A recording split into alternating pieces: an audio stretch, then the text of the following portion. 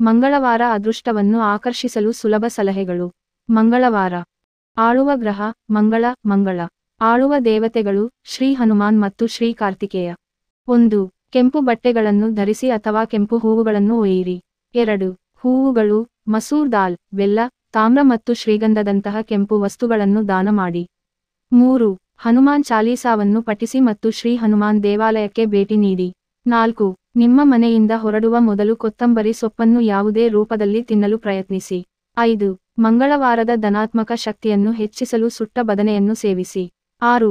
ಸಾಲ ನೀಡುವುದನ್ನು ಅಥವಾ ಹಣವನ್ನು ಎರವಲು ಪಡೆಯುವುದನ್ನು ತಪ್ಪಿಸಿ.